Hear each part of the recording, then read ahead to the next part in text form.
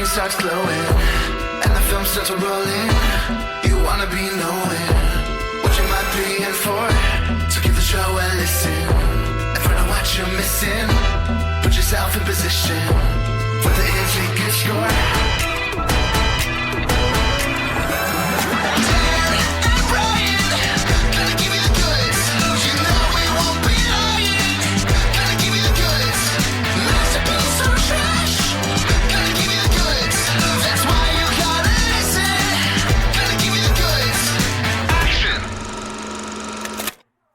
Hey Dan, welcome to the podcast. And listeners, thank you for joining us on another episode of The Goods, a film podcast. Happy birthday! Happy birthday, Brian! Hey, thanks, Dan. Yeah, this is the fourth time I've had a birthday here on the podcast. I'm now 34 years old, 100,010 in binary. Getting up there. Wow. We're not too far from a power of 2 year, not like our age, but like actual year number, 2048. Do you think we'll still be recording the pod in 2048? We'll be like Statler and Waldorf. No! The show will have looped back around. We'll discuss our previous episodes and heckle ourselves. Oh, yeah. That is a level of meta I'm not ready for, but maybe by 2048. So what are some of your favorite birthday-related media, Brian? That's a great question. So I'm actually going to post some deep cut birthday songs on our Discord, so listeners, you should join that. One I was just introduced to this year is by Jimmy Buffett. It's called Another Trip Around the Sun. But Weird Al actually has one, which is going to be relevant. What else? The Beatles have got one, obviously. I guess that's not such a deep cut. Beatles are a pretty popular band. But I just like when groups will do a birthday song that is different from Happy Birthday. Although I am also very much in favor of the movement to claim Happy Birthday as a part of our common heritage and not something that can be copyrighted. Yeah. Though for a long time, that's the reason you always saw him singing For He's a Jolly Good Fellow in movies. Oh, interesting. Because I believe the Warner studio claimed copyright to the Happy Birthday song, but I think more recently they've kind of loosened the reins. You can never forget Sal's birthday. Is that what it's called? I love Sal's Birthday. As performed by you and your brother in the Rockafire episode, which was, I think, your first birthday episode, right, Brian? That's right. So in the lead up to recording today, I've played back my previous birthday episode, specifically the Rockafire explosion episode about the animatronic band that played at Chuck E. Cheese back in the day, as well as from last year, our Henry's Kitchen and Feeders episode, where he sings the deep cut birthday song, Nobody's Birthday But Mine. Another great one. And he also skipped out on our date with us, date on the pod. Blown off by Henry Phillips. Wow. I had my sushi all ready to go. Oh, yeah. I read this book called The Hate You Give, and it's quite a good book. It's about this young black woman who encounters racism, but she talks about how apparently at black birthday parties, and this is what she said in the book, I don't know how generally true this is, apparently at black birthday parties, you don't sing the Happy Birthday we know, you sing the Stevie Wonder version of Happy Birthday. Happy birthday to you. Happy birthday. Which is another good one. Okay. That reminds me, on my brother's radio show, they discussed whether they drink hot chocolate at Kwanzaa parties. And my brother said he was unsure. He's never been more unsure. Never been more. That's good. They should do, instead of Christmas albums, they should do birthday albums. Actually, just because we're on the subject, on the Free Music Archive, which is this compendium of like Creative Commons licensed tracks that people post so that you can use them in your non-commercial projects. A lot of videographers draw on that resource. but they put together an album of, okay, everybody make a birthday song so that people can use it without running into trouble using Happy Birthday. Nice. And most are mediocre. I mean, I guess that you get what you pay for. But there are some good ones out there. What about you, Dan? Any other beyond Stevie Wonder, like you mentioned? Not necessarily songs, but media that makes you think birthday. Well, what I had in mind is I don't use Facebook as much as I used to, but for years and years, whenever it was a sibling's birthday, I would choose one of the maybe 10 terrific clips from The Simpsons related to birthdays and post a YouTube link to their Facebook page on their birthday. My all-time favorite might be, I think they go to it's a Chuck E. Cheese type place, and they sing, "You're the birthday, you're the birthday, you're the birthday, boy or girl," which always makes me laugh. And of course, sung by an animatronic band. Yeah, and then it catches on fire, and he has to put it out with the fire extinguisher. It's pretty funny. Just one or two others. Mr. Rogers actually has a good birthday song, so I'll definitely post that one. It's like, happy birthday, dear friend, we sing to you. Gonna spin that. Also, of course, there's It's Potty Time. Centers on a birthday party. Oh, man. Today is Bobby's birthday. He turns 4. He is growing up now, more and more. Today is Brian's birthday. He's turning 34. Oh, so good. Randomly, I wrote a short review of that on Letterboxd, and then I transplanted that and added a paragraph or two and some YouTube clips and put it on my reviews website. And I also linked to our podcast episode there. And that's the third most visited review on my website since it launched. What did you score It's Potty Time on your website? I think whatever I did on the podcast episode, which I think is a 4 out of 8. Cool. Yep, so I went over to MagFest on the actual day. We're recording just after my real deal birthday. But it's always good to stretch it a little bit. Is that the one we went to a few years ago together? Or was that a different one?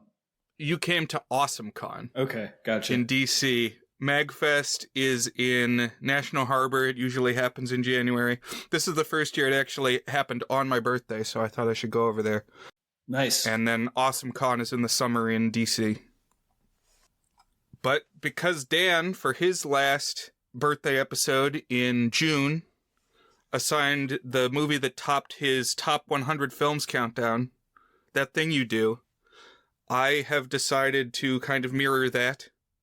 It's like poetry, they rhyme. I am going to talk about UHF, the sole starring vehicle from Weird Al Yankovic from 1989. So Dan, what had been your familiarity with this movie? Prior to this past week, I had seen the movie once before. It was sometime around college or maybe shortly after college. It may have been after you picked it as your number one movie for the first time. Or maybe I saw it on the proto list that you made back around 2007 or something like that, and put it on my to watch list. I don't think I would have seen it without your recommendation, but I don't know. I was discovering a lot of movies back in those days, and I remembered liking it. It's a silly movie, but I knew I was going to watch it again at some point, and this was my chance. It's definitely a silly movie. It's a scattershot movie. There's a lot of things thrown at the wall in UHF. Definitely. But I was also thinking about it because I knew that the reason you picked it is because I picked That Thing You Do, which is, of course, about a one-hit wonder rock and roll band in the late 60s that kind of have a rise and then a fall, and everybody's learned a little bit. And there's actually more in common with UHF than I would have thought. And less about the story itself, although there's some of that because it's about the making of a thing, as we'll talk about, an art to share with the world, kind of unexpectedly rising to popularity. And we'll tease that out, of course. But just the way that That Thing You Do was kind of like a passion project, first film for Tom Hanks, that he kind of poured all these ideas, these decades worth of fascination with 60s and 70s culture and the rock and roll landscape and just all these little ideas he had into one film as a thing where he left nothing behind. And I feel like UHF has that same spirit. Somebody throwing everything they have, shooting their one shot. Not that Tom Hanks only had one shot, but you know what I mean. Just bringing it all there in their first effort. Yeah, it's the same kind of thing where they broke the mold after this. And kind of by necessity, because it wasn't a box office hit. But Weird Al was on the rise as a musician. Had some, Billboard charting hits with his parody stuff. And so Orion Pictures gave him the chance to helm a movie. And it was directed by his band manager, Jay Levy. So very much like a project that comes from the mind of Al, almost in the way that, 5,000 Fingers came from Dr. Seuss, even though he's not the director. He's, the creative impetus. And in both cases, fairly young and fairly early, before they had entered legend status, I would say. We talked about that with 5,000 Fingers of Dr. T, that was, early, before he had made, I think, The Cat in the Hat. So before he had, really made huge waves, that he got to make that film. Right. And similarly, 1989, I mean, he had done a handful of albums, but part of what's been great about Weird Al is just his longevity and the fact that he kind of got more and more popular rather than less and less popular as his reign got longer and longer, Right. One of the only musical performers to have top 40 hits in 4 or maybe 5 different decades. It's him and Madonna, and that's pretty much it. And so in the lead up to this week, I also watched Weird, that parody biopic starring Daniel Radcliffe as Weird Al. Mm-hmm. And it was funny. It was a little hit or miss. I mean, I wanted to actually know the story. I wanted to know what his real life was. He does have an autobiography. Do you have his autobiography? I do not. I should read that. Yeah. I think that one does a little bit of the weird thing, but I think that one's probably more based on his real life, whereas Weird is just totally and utterly fabricated. I also rewatched Weird this week just for kicks. Right, but in Weird, it very much plays up that Weird Al and Madonna are twin flames, which I thought was funny. Yeah. So I wanted to dive a little bit into how and why I connected with this movie, UHF. So my first Weird Al album was Running with Scissors in 1999. I heard a friend play it on the car radio, and then it was the first CD that I bought with my own money. Then in pretty quick succession, I got the Running with Scissors album and In 3D, which is one of his earliest albums, as birthday and Christmas presents. My family got our first DVD player in December of 2001. So the very first DVD that we had was Shrek. And I bought just after that the collector's edition of Monty Python and the Holy Grail for a party to screen. The release date listed for UHF, the DVD, it says June of 2002, so I guess that tracks. But pretty early on, I saw this one on the rack. Didn't know anything about it other than it had Weird Al front and center on the cover. And so I decided to pick it up. Yeah, this is fairly early in the DVD mass adoption, I would say. When it was a big deal that every movie was getting a DVD release and that you could have all these special features. So you lent me the Blu-ray, Brian, because I had gotten you the Blu-ray for either your birthday or Christmas a few years ago. And you lent it back to me as a kind of aside. I couldn't find my computer's USB Blu-ray player, which is normally how I watch Blu-rays. But I recently cleaned up my office and I must have misplaced it because I couldn't find it. And so I had to do this whole contraption to watch it in my office with the Blu-ray and not in the family room where the girls were playing or whatever. And I brought my Blu-ray player upstairs to my office. And then it was a comedy of errors. Like I didn't have the right cord, so I had to go search for a cord. And then the monitor I had didn't play sound, so I had to go find another monitor to play it. And finally, I was able to watch a Blu-ray. If I had just gotten the DVD, I could have just done it with my normal DVD player. But the Blu-ray was a little bit more of a challenge. But I did finally get it, and I watched a lot of the bonus features on it, and you can tell that he being Weird Al was swept away with like the power of being able to get his movie out and add all these bonus features and stuff. So how much time have you spent with the bonus features on this, Brian? Oh, back in the day, a lot. Yeah. So all of these early DVDs that I got were just loaded with features. Shrek especially was an abundance of riches. Like it had like its own editing app on the DVD and like a pinball game and like glitches, like a reel of weird things that happened while they were animating it, like messed up CGI, and as kind of a sort of blooper reel. And of course, the Monty Python had a ton of stuff. There were like Lego short films on there, and you know, the extended cut of the movie and the commentary. But UHF, the DVD, is no slouch.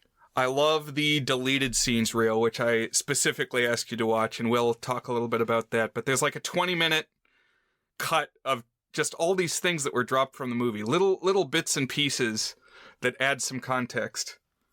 And one of the things I enjoyed about this clip, this reel, is, well, first of all, the one on the Blu-ray, I don't know if it's identical to the one on the DVD, but he talks about how, and maybe he mentioned it in the commentary, or maybe it was at the start of the deleted scenes, I'm not sure. But he mentions that because this movie was made in 1989, they didn't have the deleted scenes saved anywhere.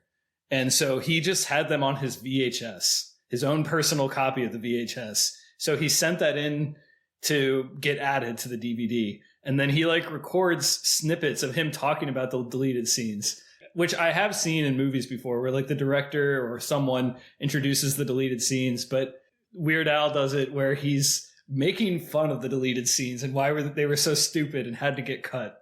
And it's very funny. You know why these scenes were deleted? Because they suck. Another thing he talked about was how, because this movie was a little bit of a cult hit before it came out on DVD, it was actually a collector's item to own a VHS copy of it. And it was like a hot commodity on eBay to snag a VHS copy of UHF.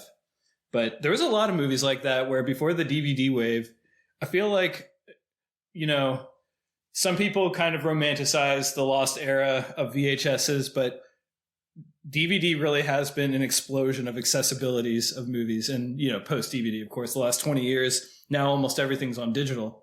But yeah, I did think that was kind of interesting. Like, maybe you never would have seen this movie if it had never been a DVD release, Brian. Probably so.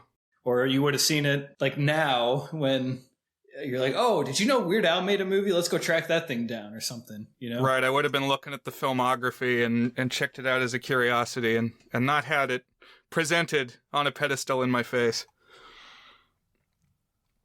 But I would say it's had an impact on my life.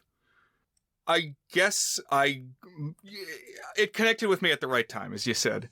Like, maybe some of the shine has worn off as I've seen it over and over and over again, but I still cling to something in this movie. And we'll talk as we get into the recap about why that might be. But this was definitely influential on my decision to make a public access TV show. Like, it's at the crux of that drive.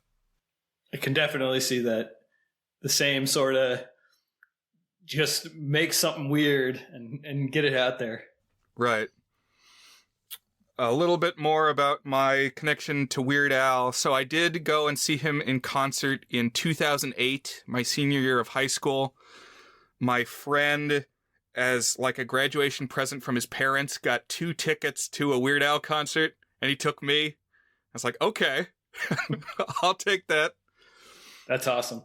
And then I don't remember if I saw him at some other point in between, but in 2019, so not that long ago, I saw him again at Wolf Trap for his Strings Attached tour, Weird Al Strings Attached, where he was accompanied by the National Symphony Orchestra. Oh, wow. So that was pretty crazy. And that same year, actually, where I found out that that tour was even happening was he came to AwesomeCon in 2019. And so I've got pictures meeting Weird Al at AwesomeCon. I had him sign my discography of Weird Al. Around that time, he released a complete set of his albums. So it was like 14 records or CDs in an accordion case. So I've got an autographed set of those discs. That's awesome. And especially cool that you like brought it to him to sign. Like I have some signed things that I bought already signed. And that is cool, but it doesn't have quite the same charm as you actually getting the thing signed. That's true. I also had James Rolfe sign my Power Glove. That was a different year. There's a couple other times that Weird Al has dabbled in different media than just music, and none of it quite matches up to this movie for me. But like he briefly had like a Saturday morning TV show called The Weird Al Show, which is kind of weird. I feel like it was hampered some by the requirement to earn that like educational informational tag in the corner that so many TV shows for kids back in the day had to have. So it's like there's always some moral or something that feels shoehorned in. But I respect that he's tried different things and pops up all over the place. He makes a ton of cameos in various shows, especially animated shows. Like we mentioned, he was in Gravity Falls for an episode. He had a prominent arc in the recent My Little Pony show. Like, he arguably had the most prominent romantic arc, which was unexpected. I read a little bit about that recently. So my daughters are really into My Little Pony, and there's like a lot of Weird Al references to in My Little Pony stuff. I don't spend a lot of time because I know it's a deep dark hole online with My Little Pony stuff, but I saw this explained. Basically, he appeared as like a one episode character and then got shipped with, I think, was it Pinkie Pie, one of the ponies. He ends up married to Pinkie Pie at the end of the show. Exactly. And it became, because he got shipped so much, the creators basically wrote him in as the end game for Pinkie Pie. Right. I was blown away because, I mean, of course, that was the ship in my head. Because Pinkie Pie is like the funny random pony.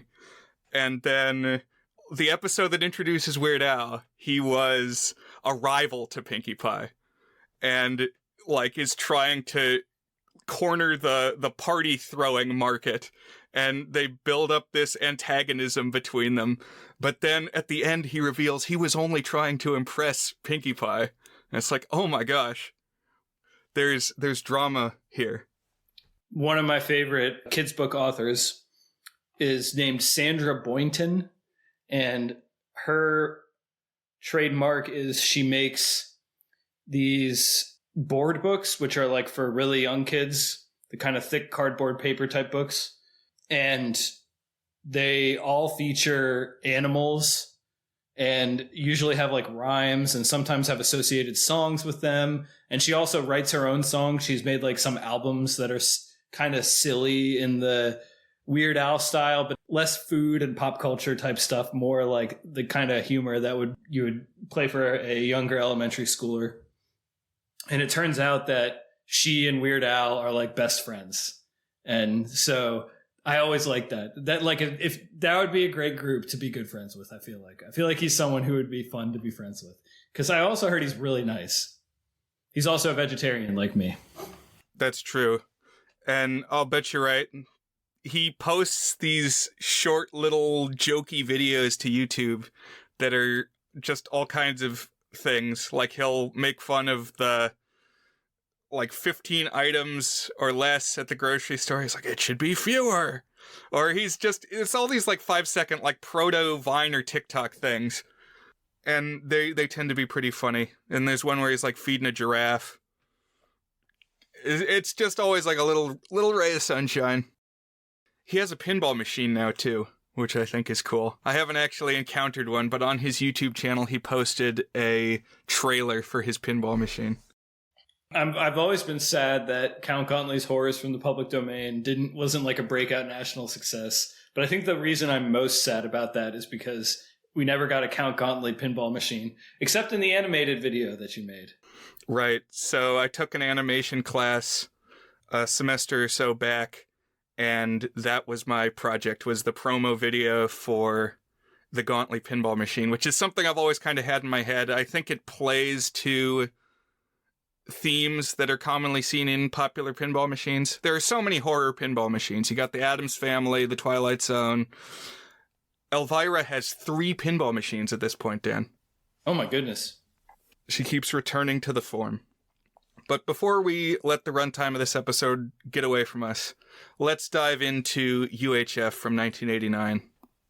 So, the overall arc of this movie is Weird Al takes over a UHF TV station, and he becomes the darling of his community by just airing bonkers TV programs that he comes up with.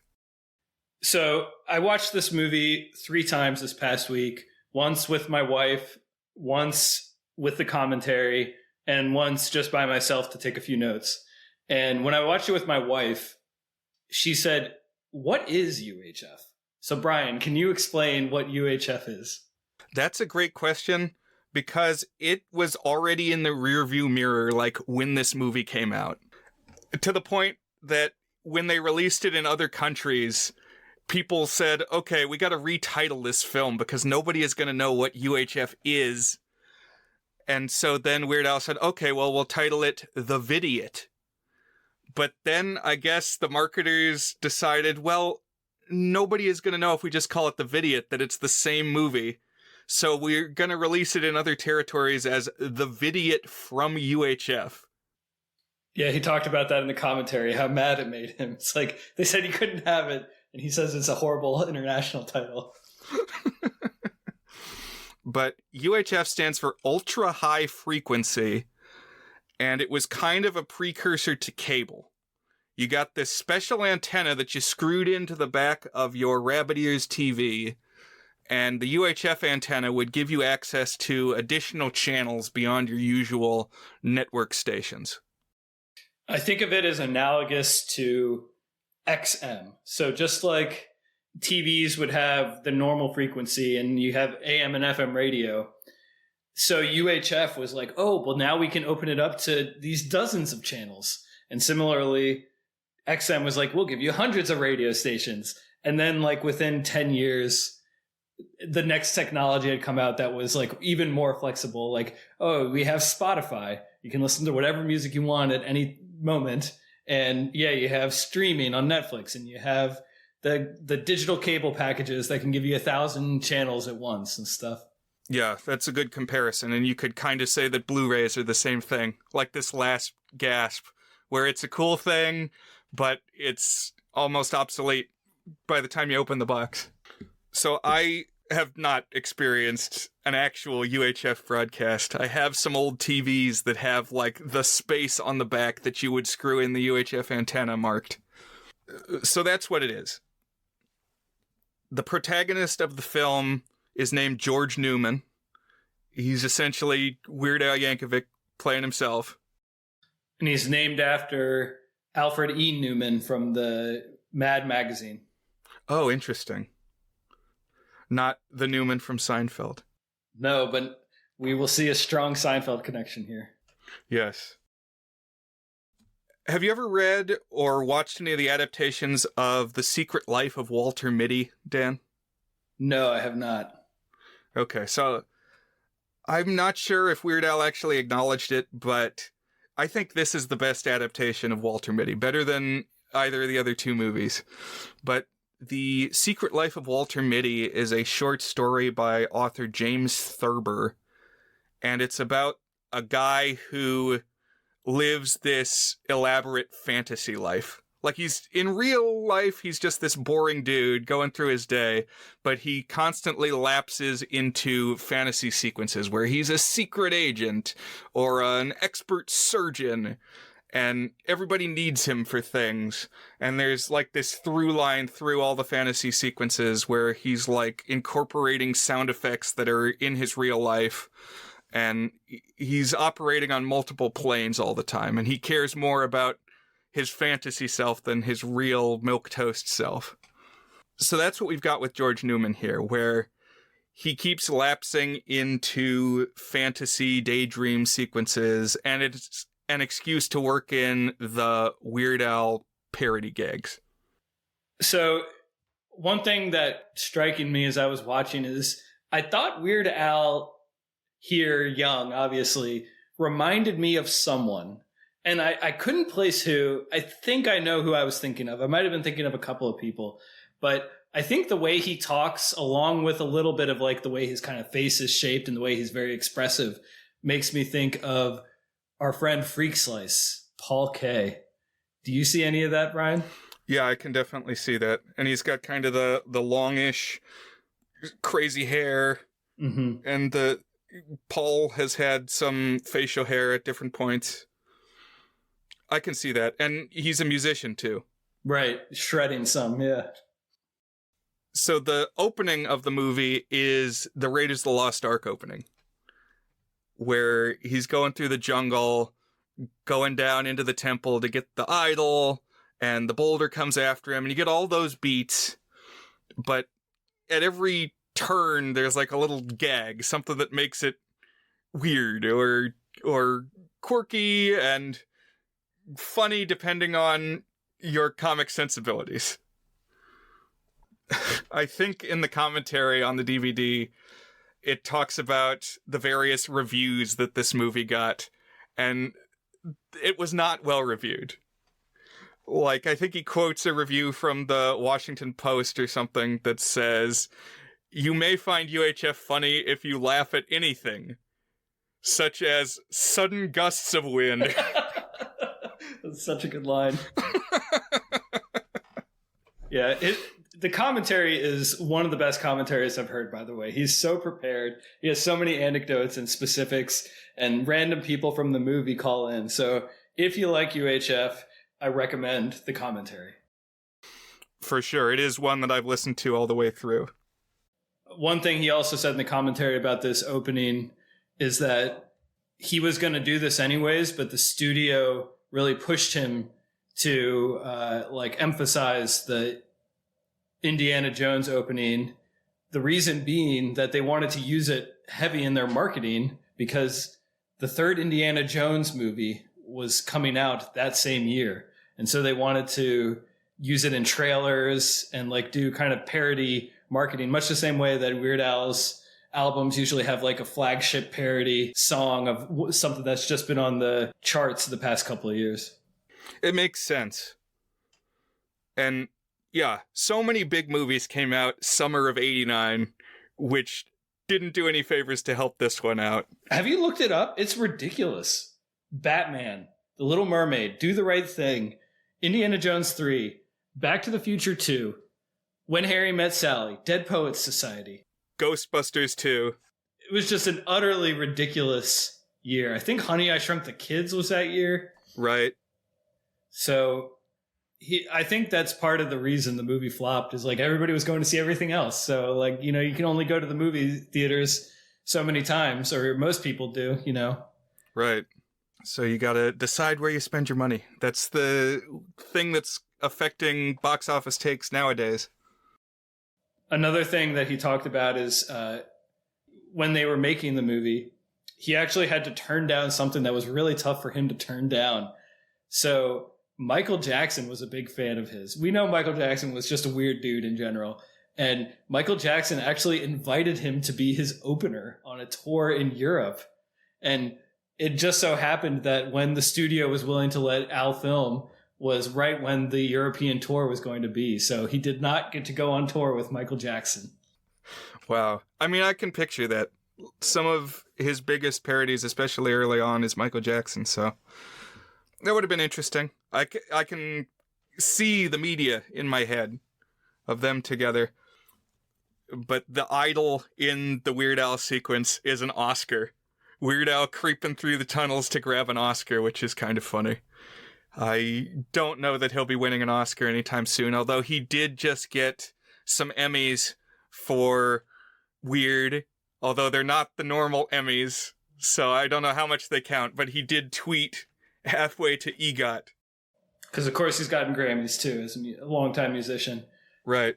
Well, one thing he points out is it's recognizably an Oscar, but it also doesn't look that much like the Oscar dude, because apparently up until he said it was actually the next year, the Academy was like very strict about letting people do fake Oscars. Like, it's this sacred thing. Like, you can't do an Oscar. We'll sue you. So they had to make it be Oscar-esque without actually looking like an Oscar. But apparently now they don't care. It's kind of like a tiki version of an Oscar. Like a simplified form, rudimentary.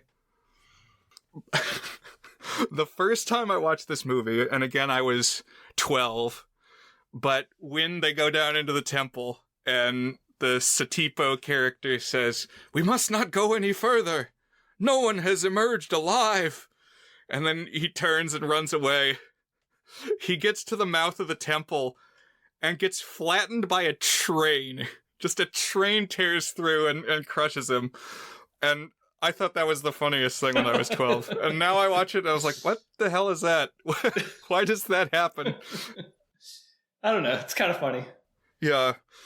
But, like, that's the wavelength you gotta be on to love this movie.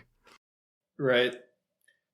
I do think this opening segment is too long, and that's something he noted in the commentary too, is if he did it again, he would do it a little shorter. Because you're like 7 minutes in, and that doesn't seem like that long. Like, the actual real Indiana Jones opening is 12 minutes long, so, you know, it's barely half as long. But, like, it really feels really long, because you're like, I know these beats, I know the jokes you're doing.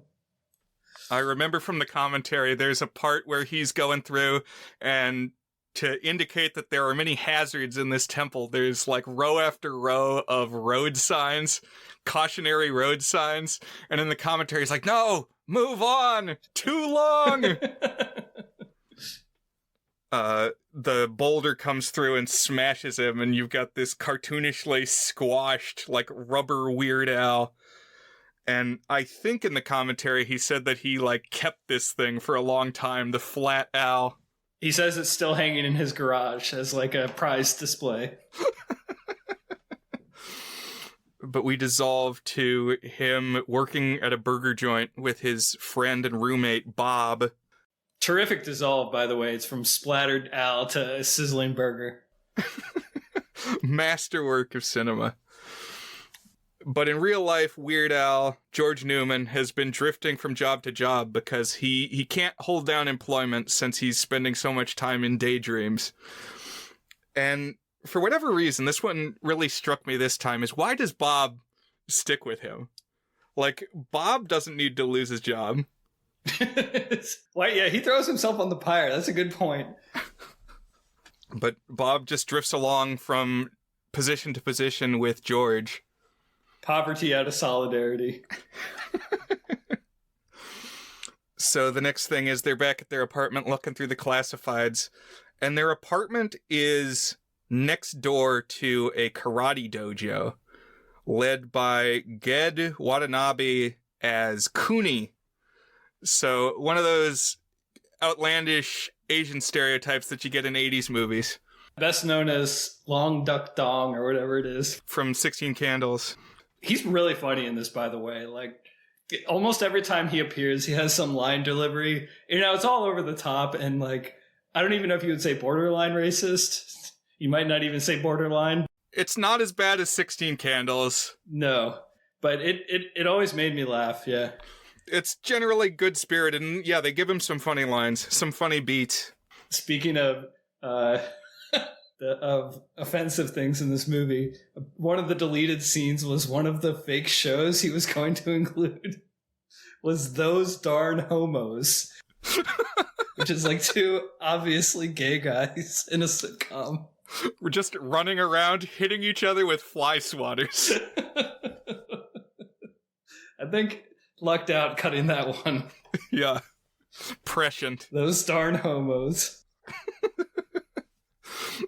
Yeah, once they take over the TV station, a lot of this movie is like little promos for things. Just 30-second gags. Or shorter.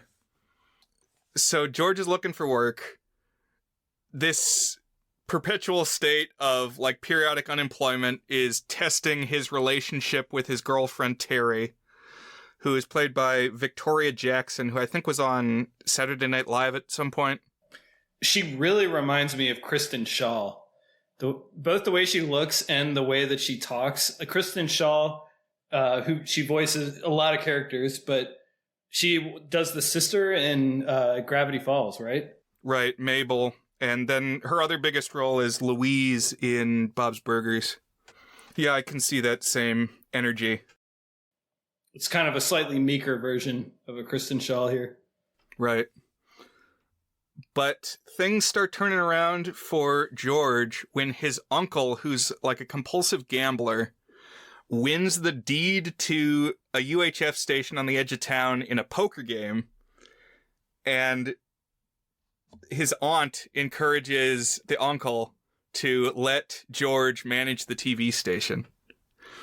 And it's hard to explain this moment, but at this party, when the aunt and the uncle are talking about this, George is holding this little like Jack Russell Terrier dog, and he's trying to feed it punch with a ladle from a big punch bowl. And the aunt says, "George, can you come over here, dear?" And Weird Al sets the Jack Russell Terrier down in the bowl of punch, just like absent-mindedly. And that moment always makes me laugh. Like this poor little dog just plunked into the punch. In the commentary, and this is one of the handful of moments where I actually was not sure if he was joking or if he was serious. He said the dog was trained and supposed to do more like stunts and like more reaction, but he wasn't. And they were running out of filming time, so he just threw him in the punch bowl.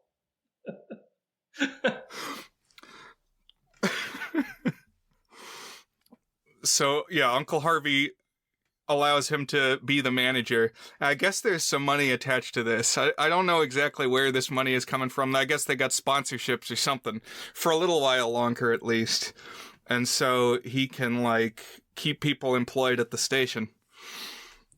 So he heads out to the U62 TV studio, which is out in this field. They filmed the whole movie in Tulsa, Oklahoma, which is quite a location to pick. I'm sure there was some tax incentives or something. And not much of this is still there. Like, where the studio was is like a cement block out in the desert. One of the gimmicks in the commentary is he knows the address for every single place that they shot in Tulsa and what it actually was when they hadn't rented it out and stuff. But yeah, that would be quite a road trip. Maybe if there was more actual stuff out there you could visit, it would be interesting. Yep, I just recently did the location tour of Ernest Saves Christmas down in Orlando. I went to visit my brother, and we went to the filming sites of Christmas Sleigh, among other things. That's right, and we had talked about that, how there was some YouTuber who had visited those. So what did you think visiting some of those sites? It was cool. The train station looks identical. So we went to the ticket counter where Harmony Star goes when she's contemplating running away with Santa's sack. We went to the museum where a lot of it happens, where Joe Carruthers does his puppet show and then where he meets Santa at the end of the movie. So it was cool. A lot of it is still recognizable. And that same YouTuber did do a UHF tour at one point. And couldn't find too much. George Newman sets up shop at the TV station, and at first, you know, it's not going great. It's a struggling station. They air a lot of, like, reruns. Beverly Hillbillies and Mr. Ed. All the shows that were part of the Filmways library that I guess Orion, the studio that made this movie had just acquired. But George says, well, let's start making some original shows. Also, he's meeting people who work at the station already. Among them are Fran Drescher. Fran Drescher. Yeah, she's a big deal. And she's funny in this. President of the Screen Actors Guild, right? Yeah, she was in the news a lot because she was the one negotiating it. And as it was dragging on, some people were saying that she was being too inflexible and trying to get a deal, and it was hurting the actors more than it was helping them. But she eventually ended up getting them a really, really good deal, apparently. Nice. She's very unusual in the way that she speaks. Like the way that she speaks basically became a joke in and of itself when she starred in The Nanny. And she's also like really beautiful too. And apparently she's really, really funny. Al says that in the commentary that one of the things he wishes he had done is basically let her improvise a lot more, because some of the cast members improvise some, but she's basically just reading her lines, but she's also really funny, and he should have let her go a little more wild with it. Right. The Nanny's a good show. I recommend The Nanny. And yeah, the two main jokes are, and I guess it's not jokes, but it's she's beautiful and she has that gnarly voice. Also, there was a movie at one point starring Fran Drescher called The Beautician and the Beast, which is essentially the same story as The Nanny, except instead of the dude that she's working for being a Broadway producer, he's Joseph Stalin. Wow. So that was kind of an oddity in the late 90s. There's a recurring bit in the commentary when someone comes on screen that he starts reading the credits, and you never know if it's going to be all actual hits or like a combination of hits and flops or all flops. And so like the cinematographer, he's like, and yeah, he had some great work after this. He worked on Children of the Corn 5 and Leprechaun 4 and the Carrot Head Vehicle, Chairman of the Board. And so I thought that was pretty funny. But Fran Drescher, Beautician and the Beast, and also The Nanny. And another staff member that he runs into is named Philo, who's this mad scientist character who claims to live at the station and like does all the signal management. One of the only deleted scenes that I actually thought was really funny and should have been included is when Philo meets Terry, the girlfriend, and he leans in real close to her and says in a real intense voice, "You have the eyes of a dental hygienist." And it's pretty funny. She's creeped out because she is a dental hygienist. Mm-hmm. How he knew that from her eyes, I don't know. Right. And Weird Al says they cut some of his stuff because like his character is he talks really slowly. Yeah. You must be a dental hygienist. How do you know that? You have the eyes of a dental hygienist. Philo named for Philo Farnsworth, the inventor of television. At least the form that we use today, or did use for a long time. There was like an all-mechanical predecessor to the Farnsworth television, which existed previously. Watch Tech Connections on YouTube for good history of film and television videos. But George's first attempt at a show fizzles.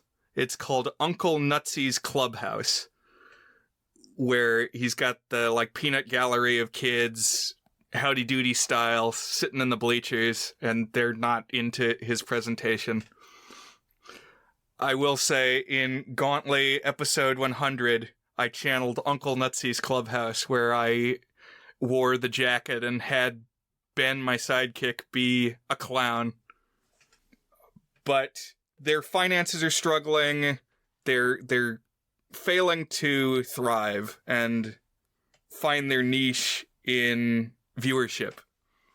Until they hire this guy named Stanley Spadowski, who was formerly a janitor at the network affiliate locally, Channel 8, which is like the big dog on the TV scene and is run by the villain, R.J. Fletcher, played by Kevin McCarthy, who had you ever seen this actor before that you could remember? I don't think so. Apparently he appeared in a whole bunch of different stuff, but who he really, really reminded me of is Lane Smith, who plays the district attorney in My Cousin Vinny. Oh. He looks like him and he sounds like him. And I was like, oh, that's the My Cousin Vinny guy. And I looked it up. And no, it's not actually him, huh? I can kind of see that. So Kevin McCarthy was the star of Invasion of the Body Snatchers in the 50s, way back in the day. So when he was a younger man. But there's also a Twilight Zone episode where he's the main character. And this may get mentioned in the commentary, that in his Twilight Zone episode, he plays this like immortal character who's been kept supernaturally young. And then at the end of the episode, the curse breaks and he starts rapidly aging like Indiana Jones in The Last Crusade. And while he's rapidly aging, he looks exactly like he does in this movie. So it's like they did it right. One of the only commercials that they have prior to connecting with Spadowski is Crazy Ernie's Used Car Emporium. And the anecdote on this from the commentary is that apparently Weird Al had some connections and maybe a friendship with Crispin Glover, the actor from Back to the Future. And Weird Al was like, oh, let's see if we can get Crispin Glover in the movie, and sent him a script. And it's like, we have a couple roles we're thinking about for that you could maybe play in this movie. And Crispin Glover said, if you're going to have me in there, I got to be Crazy Ernie. That's the only character that I'll play. And they decided not to cast him because they wanted like a specific vibe that was not Crispin Glover in the Crazy Ernie character. But Crispin Glover, famously weird dude. That's pretty funny.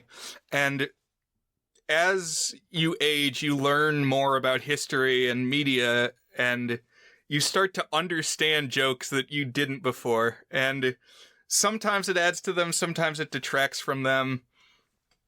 Like on the Simpsons episode, there's that scene where Groundskeeper Willie is being interrogated by the police, and he's wearing a kilt, and he like spreads his legs, and they all grimace, which is a play on a scene from, is it Basic Instinct? Mm-hmm.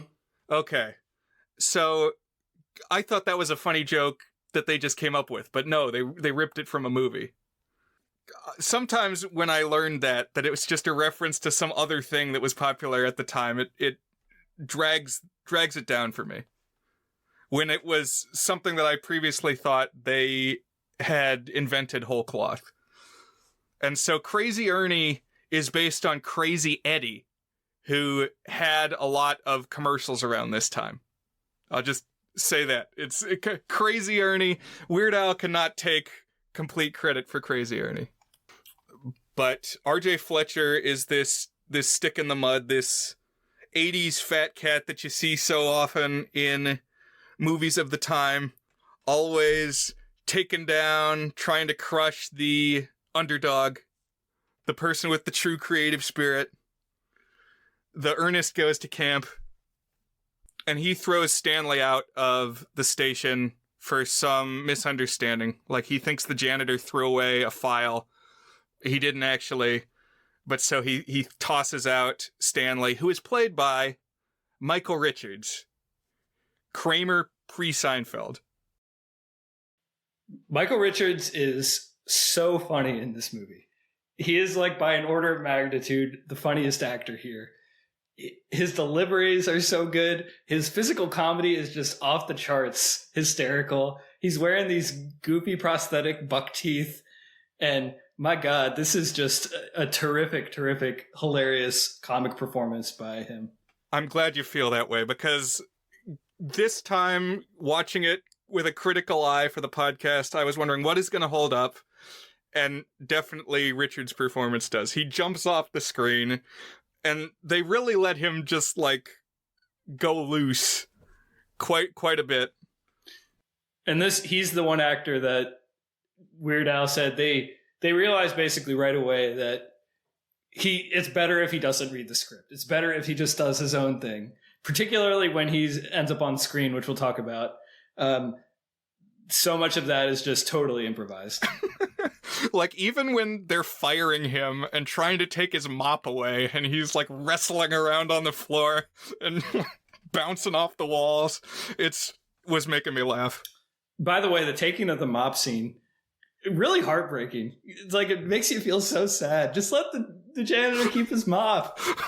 No, that's my mop. You don't understand, mister. That mop was given for me on my birthday when I was 8 years old. We've never been apart.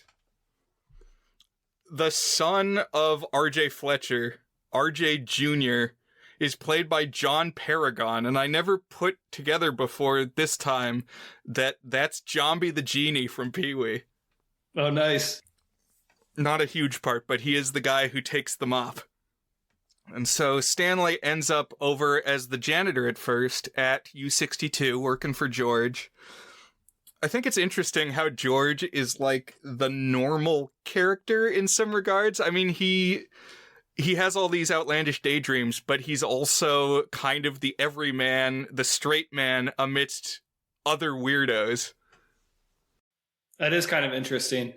And Weird Al does talk about that on the commentaries. Like, they basically decided to, like, have it be sort of a straight version of the story with an everyman hero who accomplishes something. He says one thing that he kind of replays in his mind, especially in the wake of the commercial failure, like something that might have sparked the movie a little bit more with the audiences, is if he had basically gone over the top, weird, like, parody of everything. Because it does end up being kind of like a more straightforward arc filled in with silliness, as opposed to like what's that summer camp movie called? Wet Hot American Summer, where it's even the very basic story is like a heightened parody of a teen movie, you know? I think if you had gone too much further with it, it just would have completely atomized and fallen apart. That's probably true, yeah. And I think you actually see his idea of taking something and like making the entire movie a parody version of it when he made Weird, the Yankovic story with Daniel Radcliffe. Although, of course, at that point, that idea had been completely done already with Walk Hard. So it doesn't feel fresh in the way that it should and would have if there was no Walk Hard. Right. That's what I felt watching it. Is like, this has been done. This exists. So Weird Al, his character, George, he just can't focus on anything. And even working at the TV station, he like falls asleep watching the Beverly Hillbillies. And there's this music video for a Weird Al song just kind of stuck in the movie. This is what derails it most for me. I don't know if you had thoughts about this music video. Yeah, I can see why you say that. It does feel like the moment where they're like, well, we got to have a proper Weird Al song in there. And so they did that. It didn't really bother me, though, because it is TV themed. And there's like a lot of dumb parodies in here. And so this is simultaneously a parody of that song, I Want My MTV, but also Beverly Hillbillies, which is kind of in the spirit of the type of TV that they're making fun of. So it's not like totally out of place, but it does derail the momentum. I will say that is a recurring thing. Is this? It's not that long of a movie. It's like less than an hour 40, but it does feel like it loses momentum if you hit a gag that's not really clicking for you, and like all of a sudden it's like it's slow for 2 or 3 minutes. Right. Yeah. I mean, there is a MTV vibe to this, which would have been timely. So I guess it works. I'm not super familiar with the original Money for Nothing song, but this has that same like blocky CGI animation. Right, really influential MTV video, and of course they're making fun of MTV. Right. But because he fell asleep, he misses Terry's birthday, and he had like made plans with her to go and have dinner with her and her parents, so they're just sitting there stood up, and because of this, she breaks up with him. So now he's in a funk. The TV station is going bankrupt, and he's just been dumped. And so he does this intro to another episode of Uncle Nutsy's Clubhouse. He's like, we're gonna have big fun today.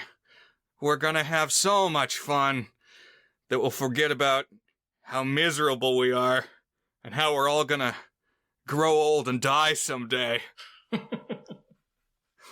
I enjoy this delivery. And Yeah. the kids in the audience are saying, "We want to go home." He says, "Shut up, you little weasel." And eventually he just gets fed up and storms off the set. And just as an aside, says that Stanley can take over the show. Stanley the janitor, Michael Richards. And despondently, he trudges off to go drown his sorrows at a bar. And he takes his sidekick Bob with him. And I love this bar scene in UHF where they're drowning their sorrows.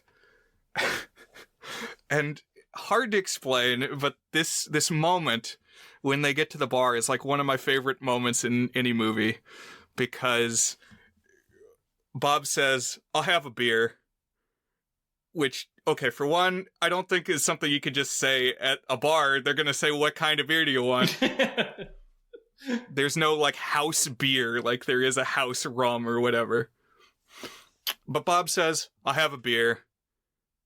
And George says, "Blueberry daiquiri." Just a heartbroken way to say it.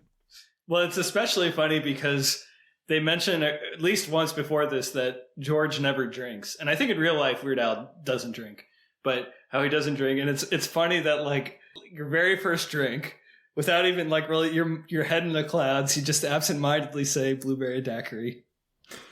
Yeah.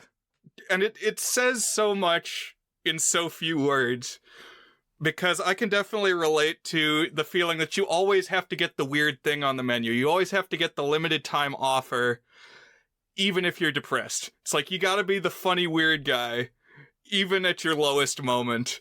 And so what he orders is this thing that comes out in this huge tiki mug with crazy straws and umbrellas. But while they're drinking, they kind of notice in the corner of their eyes that everybody is glued to the TV screen in the corner of the bar. And then you start hearing what's being said on the TV.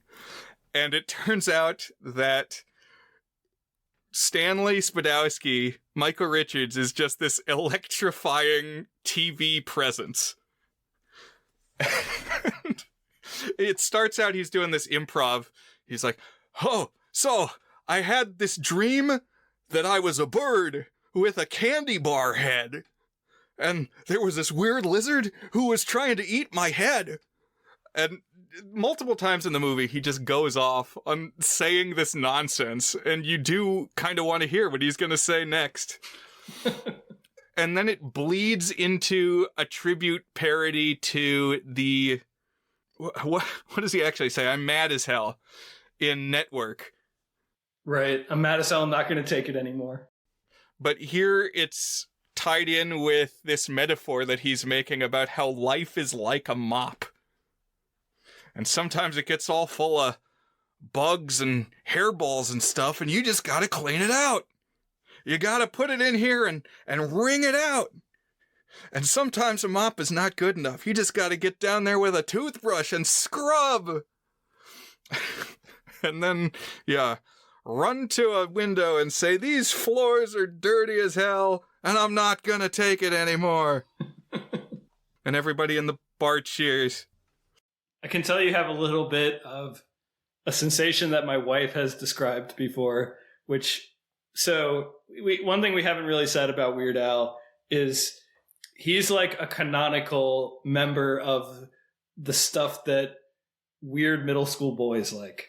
Like every weird middle school boy is going to find Weird Al and like Weird Al, especially if you're a little bit of an outcast. And that would describe Katie's brothers very well. She has 3 younger brothers. She had a lot of Weird Al in her life through the years from her brothers playing Weird Al. And there's so many songs where it'll either turn on and she'll say, "Oh, I didn't know that this was a real song that Weird Al was parodying." Or she'll say, "I've heard this song, but I know the Weird Al lyrics so much better." And is that ever something you encounter in your life, Brian? Certainly there's been songs like that. The Safety Dance was one. It's like, oh, Weird Al didn't write this. And another one was, well, I guess I had heard it, but it's one where I always hear the Weird Al words, is That Way by the Backstreet Boys. And he did a song called eBay. I always hear the eBay lyrics. Don McLean, who sings American Pie, apparently really, really loved the Star Wars parody that Weird Al wrote and said he sometimes has to stop himself from singing the Weird Al version when he's performing American Pie live because he'd listened to it so many times and got Weird Al's words stuck in his head. Wow. Now, when you get to that point, that's a tribute. Yeah. Well, I mean, that's not entirely uncommon in the history of Weird Al. Apparently, in the music video that we saw, so the guy who's the lead on the Dire Straits song that it's based off of, his name is Mark Knopfler, and he's a great guitarist. And he apparently didn't know who Weird Al was, but when Weird Al asked him to make fun of his songs, because Weird Al always tries to get permission to do the parodies, and so he looked him up, he listened to some of his music, thought it was funny, went out and bought Weird Al's autobiography, and was sitting in the corner cracking up as he was reading the autobiography, and called Weird Al back halfway through reading it and said, all right, you definitely got to do your parody of our song, but I actually want to be the one to play guitar on the song. So if you go and listen to it, Mark Knopfler is actually the one playing guitar in the recording you hear. Oh, wow. That is cool.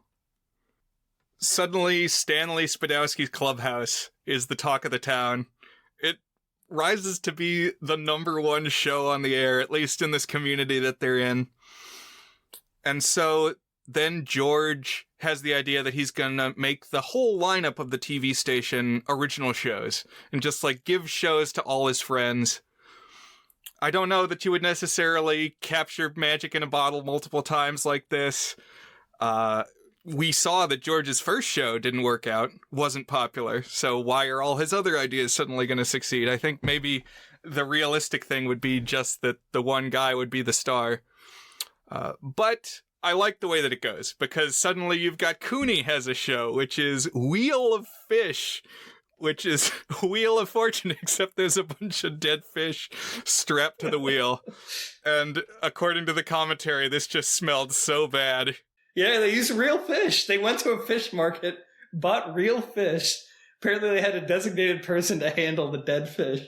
And he said they bought it in the morning when the markets opened, brought it in, set up the prop, but they didn't film that scene until the late afternoon. And it was in a warehouse, and it was no air conditioning in the warehouse. And he said it was the nastiest smell you've ever smelled. And another bonus feature on the DVD is a parody of the behind the scenes promo reels that they do, and there's a bunch of good lines in there. There's some where they talk about Weird Al being a dictator on set and stuff, but they also have fake things of them giving props and gifts to the people who were extras in Tulsa, and they have clips of them giving dead fish to kids and walking away with the dead fish.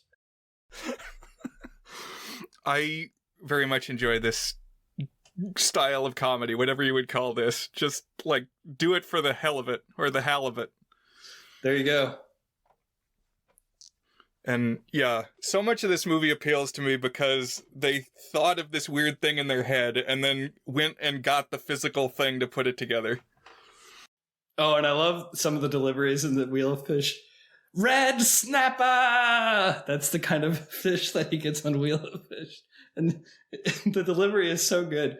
And then they have the gag, either get your prize or choose the mystery box. And in the mystery box, there's nothing! You stupid! So stupid!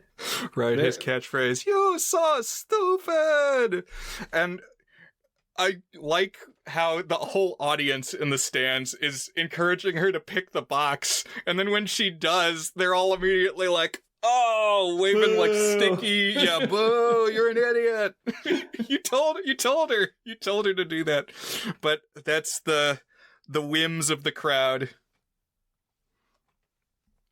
And Philo has a show that's unsolved mysteries, and everybody's got these funny, weird shows that you see little blips of. Mm-hmm. And there's a scene of George laying out the schedule board and slotting in all these other shows that you don't even see. I know you freeze framed that one before, Brian. I did, especially thank you for the Blu-ray, because I could read it way better than I ever could before. And I there were a few little things that I noticed watching it this time that I hadn't been able to see before. But it's Leave It to Bigfoot and The Wonderful World of Phlegm, which is like 3 hours long.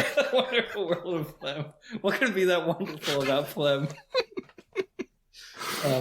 Another gag show that I like is they have a fake commercial for a place called Spatula World, and every single bit in that fake commercial had me laughing hard. I really like the Spatula City commercial. And yeah, what better way to say I love you than with the gift of a spatula?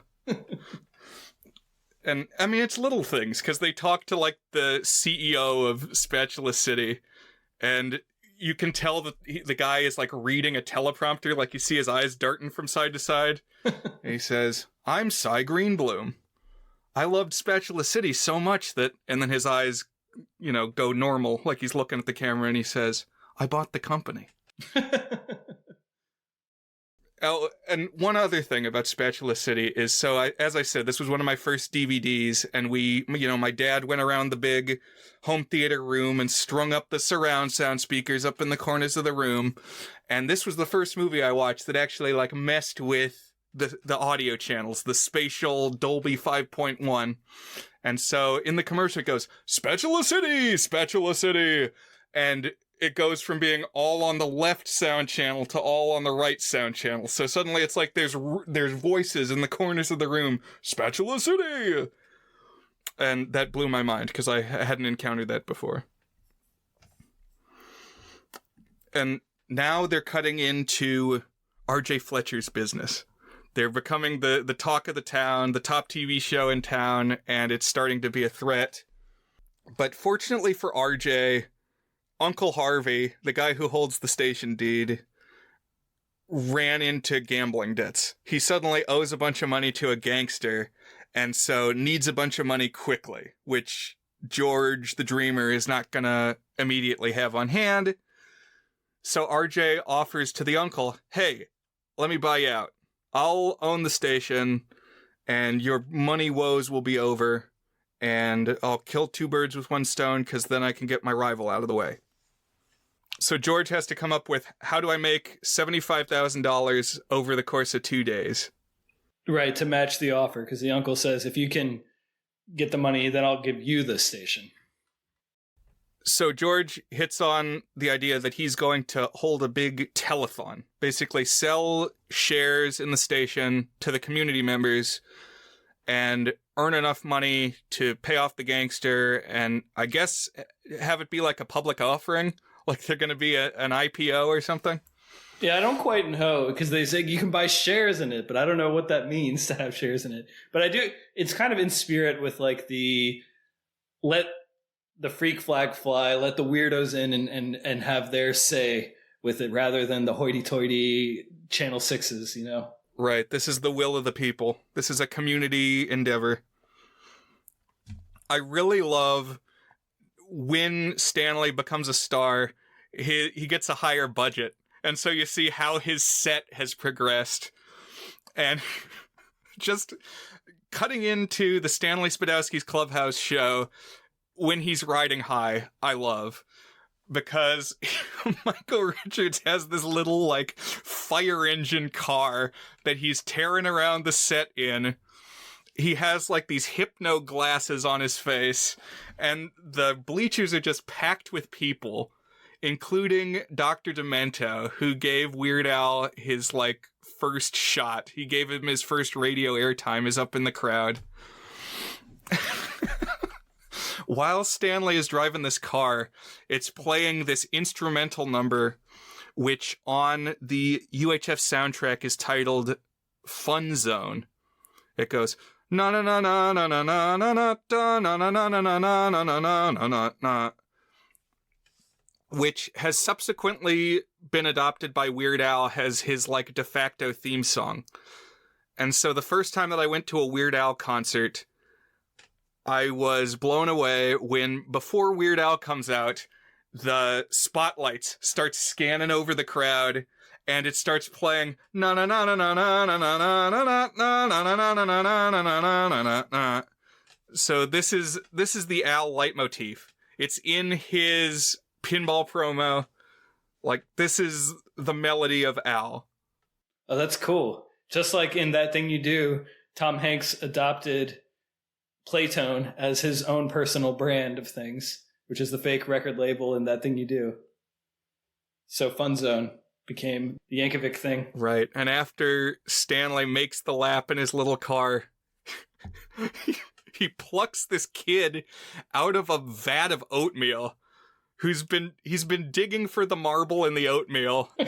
And if you find the marble in the oatmeal, you get to drink from the fire hose. And I like that, I guess, all these rules were established beforehand, and people knew that this is what they were competing for. And drinking from the fire hose, the kid just gets clocked by the water pressure. Knocked off the little rider horse. Yeah, very silly.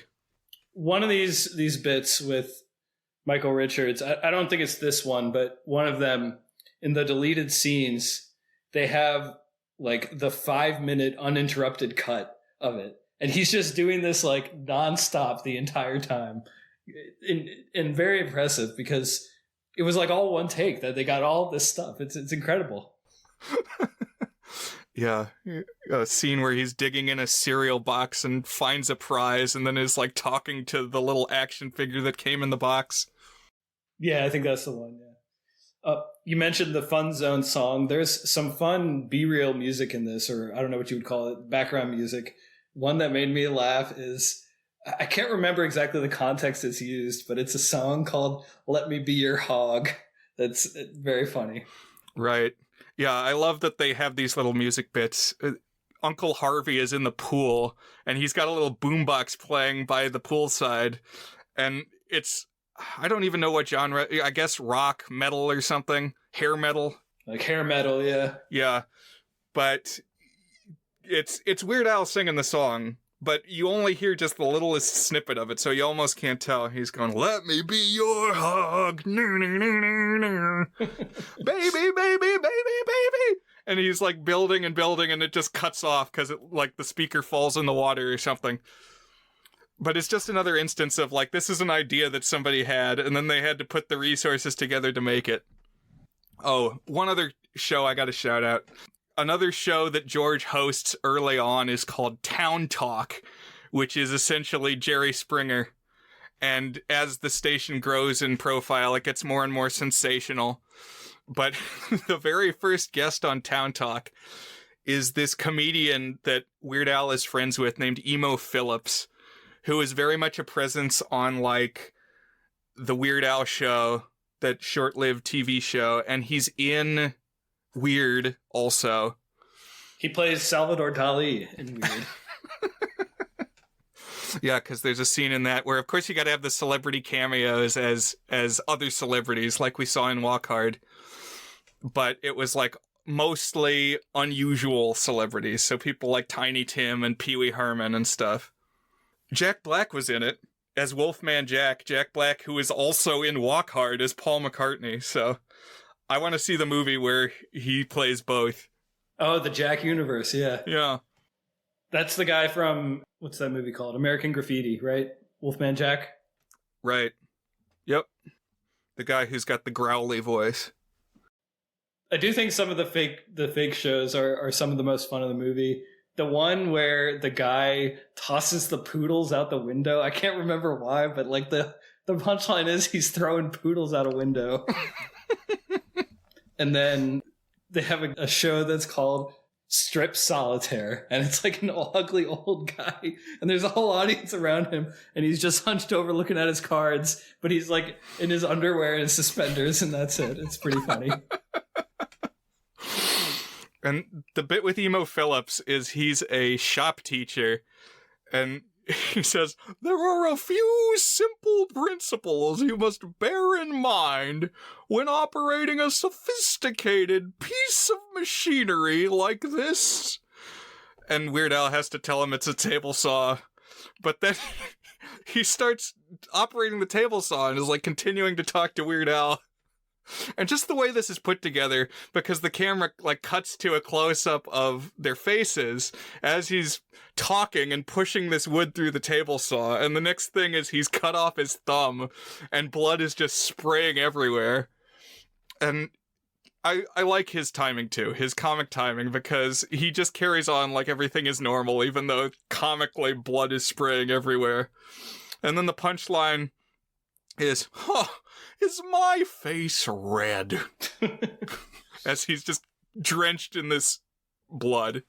Apparently, another punchline they had considered for that was having Emo Phillips say, and I think you see this in the deleted scenes, say, one thing my shop teacher told me is if you lose an appendage, you should keep it in your mouth to keep it warm. And he puts the fake thumb in his mouth and tries to continue the show, like with the thumb in his mouth, mumbling. Now over here. Yeah, a lot of this movie, I think, falls into the annoying voice or just the silly voice territory. There's like silly character names, there's silly voices. And so it depends how you feel about those sorts of things, how you're gonna resonate, how you're gonna vibe with this film. I will say my wife, who hates silly voices, it was not too bothered by this. So. Okay, good. But like, you've got a Stanley Spadowski, you've got a Pamela Finkelstein. So silly names as much as silly voices. Although he says in the commentary, a lot of the names, even some of the silly ones, are actually from people he knew in real life based off of those. Like Finkelstein was a friend from when he was a kid or something like that. That's cool. But to make the money quickly, they put together this telethon. So they're going to broadcast all day and night and do the like PBS pledge drive. They're taking phone calls, standing by to take your calls of people donating money, and they're going to gin up this money to pay off the gambling debt and then officially own the station. And Stanley is going to be like the anchor of this broadcast. Going to be on the air all through the night and doing his Stanley thing. But RJ hires these thugs to abduct Stanley so that he can't work his magic. And they take him from out back of the station, and then U62 has to fall back on these like filler acts that we haven't seen before. And I love every time they cut back to the station and the people are bored by these weird acts. Which, you know, why love the other weird acts and not love these weird acts? But it's stuff like there's an Uncle Sam on stilts, and there's all these guys dancing who their stomachs have faces drawn on them, and their heads are covered with these giant top hats. And it's all these things that you see for like 2 seconds, and your lizard brain just says, what the hell is that? And there's extended versions of some of those in the deleted scenes. Like, some of the weird guys they have are apparently this comedy duo from LA. I assume you're talking about the Kipper Kids. Yeah, the Kipper Kids. Who have, these long noses and chins. And I think they made a good decision, because you see them for like a second and a half, and they're just going... And it's enough to tell you that maybe you don't need to see more of it. Like, what? What was that? And then in the credits, they're just the Kipper Kids. And then for a little while, it's like a gangster movie. There's this act where there's the thugs who are keeping Stanley hostage. And one of them looks and sounds like Al Pacino as Michael Corleone. He's not Al Pacino, obviously. I love about this bit, though, that you get more of Stanley improvising, which always makes me laugh, and he's annoying the captors because he never shuts up. I'm like, I got a guy out here who would love to cut your tongue out, so please shut up. And he'll just launch into, like, singing the Bonanza theme song. And they, like, drag him away and lock him in a closet. And even locked away in the darkness, he's still just making noise. He's like, hey, my blindfold fell off. You should probably come and fix it. Whoa! My shirt glows in the dark.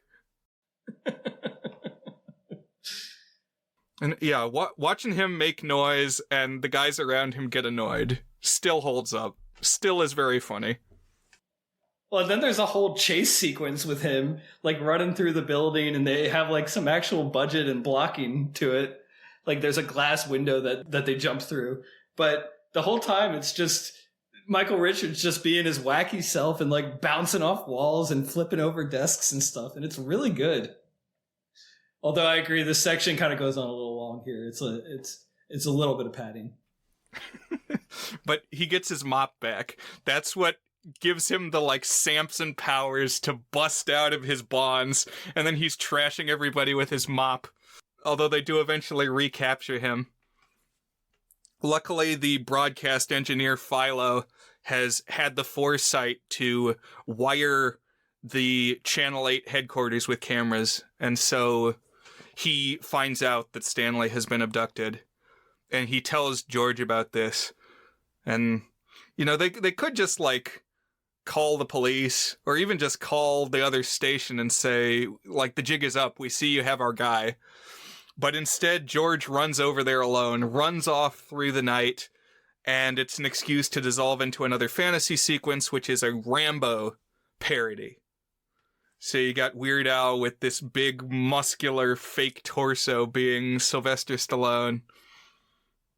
And I like some of the bits here, because he's tromping through the jungle to save Stanley, who's like locked in a cage. And all the gangsters from the movie, all the villains, pop up in military uniforms and they're shooting at him. And, like, the guns can never hurt him. Even at point blank, they just do nothing to him. And then he can pick up, like, a bow and arrow and fire back, and it instantly kills the enemies. Yeah, and he has, like, a gun, and he, like, just turns the gun in an arc, and, like, it does cutaways to stock footage of like big helicopters blowing up and stuff. And he like catches a bullet in his mouth and he spits it out, and it shows another scene of like a helicopter crashing or something. Pretty good. And he escapes in this sequence with Stanley on a helicopter that they find. There's like a little kiosk that says helicopter rides for $20. And I like that energy. It has a feeling like a dream or something to me. Like, that's the kind of thing you would say, oh, I need a helicopter now, and there's just a guy standing there who's selling helicopter tickets. Right. But the fantasy dissolves back into reality when he storms into this hideout that the gangsters have Stanley at, and they've got, like, a gun pointed at George's head. And so it looks for a moment like it's going to be curtains, but there's a Deus Ex Machina, because suddenly Cooney and his karate students bust out of the supplies closet, and they get to yell, "Supplies!" in their Japanese accent. This is the one gag that always stuck with me that I really remembered the first time, and I still would mutter in my head if I would walk past the supplies closet. Supplies! So at the last hour, everybody gets to return in triumph to the TV station. And for whatever reason, this little musical bit is not on the soundtrack. And I really want just this piece isolated, this like victory riff, because it goes dun dun dun dun dun dun dun dun dun dun dun dun dun dun dun, and it just seems really triumphant, and everybody carries Stanley. He's like in this little Jeep, and they carry him out of the Jeep on their shoulders back through the crowds, like crowd surfing back to the TV stage. And this is one of my favorite moments of we are winning in any movie.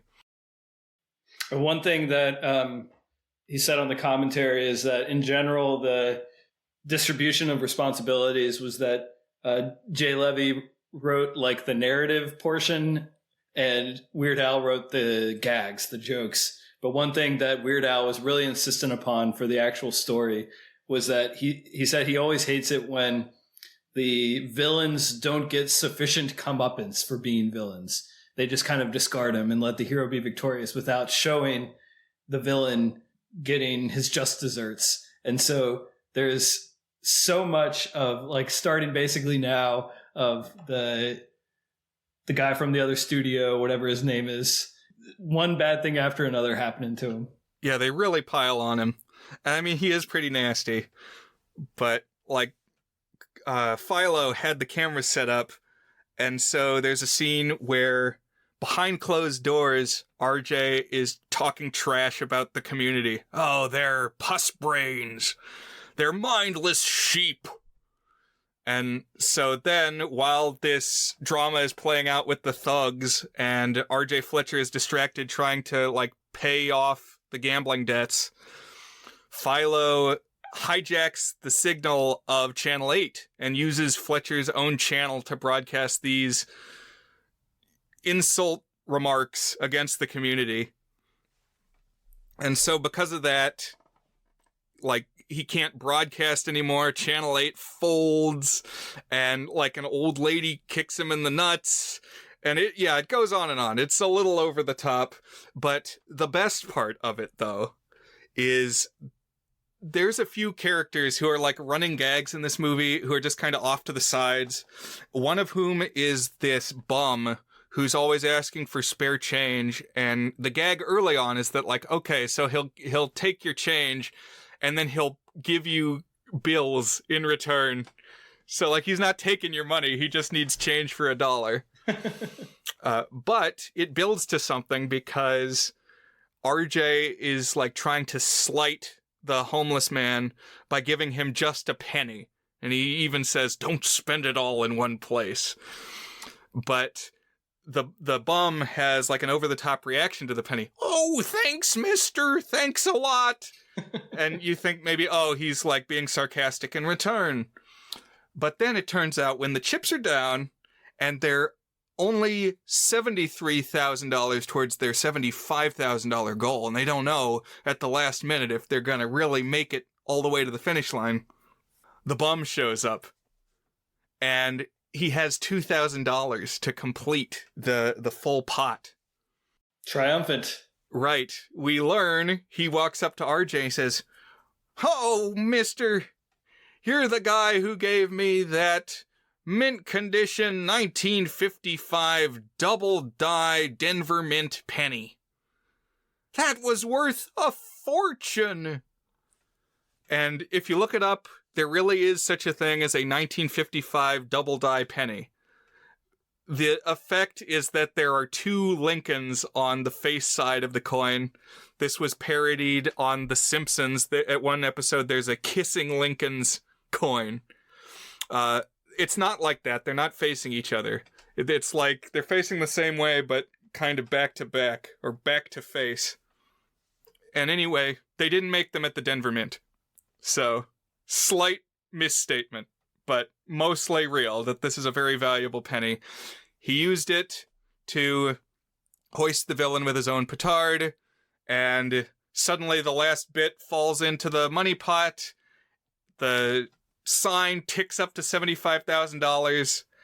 They have this big, like, ship sign that says "Save Our Station," and it's got all the digits counting up. And when they fall away and it says $75,000, there's this shower of fireworks into the sky. And the music plays, and they just have, like, the whole populace of Tulsa, Oklahoma standing around cheering that they've won. They own the station now.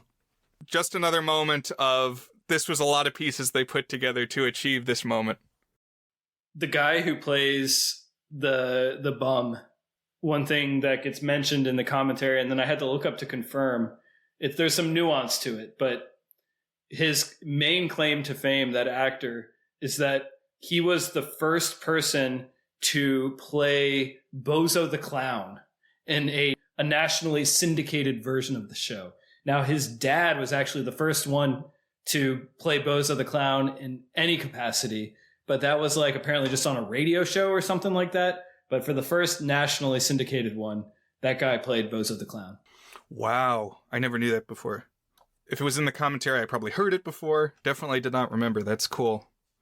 So over the course of their rise to fame, Terry has kind of come around, forgiven George somewhat for being so flighty. And in this big moment of victory, she approaches him in the crowd and says, you know those daydreams you're always having? Well, from now on, could I be part of them sometimes? George says, from now on, you'll be in all of them. And they have a Gone with the Wind tribute, where like you got the big painted sunset backdrop and the camera pulls out as this swooning music plays.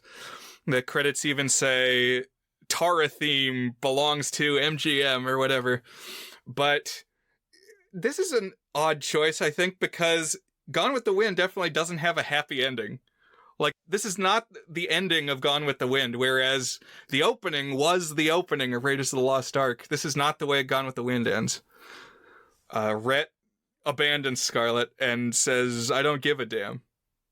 That whole movie is a downer. You said you haven't watched Gone with the Wind, right? No, I haven't seen it. No, I'm familiar with it at a high level, but I have not seen it. And it's 4 hours long, and just a lot of bad stuff happens to Scarlett, and yet you can't really feel bad because she's not a good person either. So I definitely need to catch it sometime. I just don't know where to come down on that one. Worth a watch, important in cinema history. Crazy that MGM was putting out that one and Wizard of Oz in the same year, and like Victor Fleming was directing both. Yeah, same director. Gone with the Wind and Wizard of Oz, same year, same studio. That's crazy. Yeah. Like they had all the color cameras that were around. Yeah. But that's UHF from 1989. Oh, and as the credits roll, you get this big UHF theme song where he's kind of laying out the mission statement of the channel. He says, make yourself a TV dinner.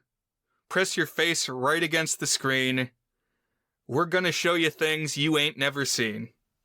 I really like this theme song. You should watch the music video, which of course pulls in like visual references from a bunch of MTV music videos of the day, along with clips of the movie.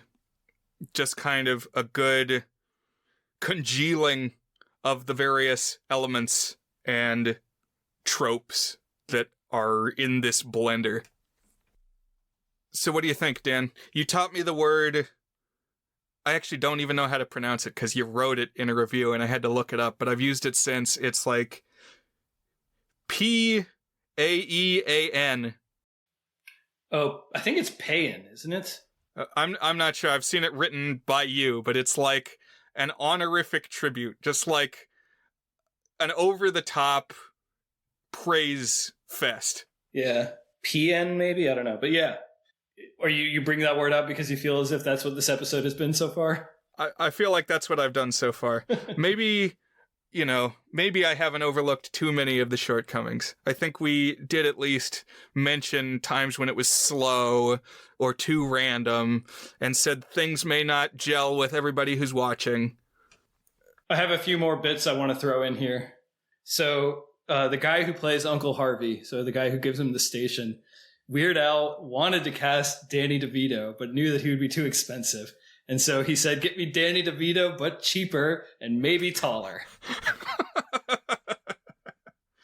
Yeah, I could see Danny DeVito, but I like that they picked so many people who weren't big names, because then you could have some who then became big names.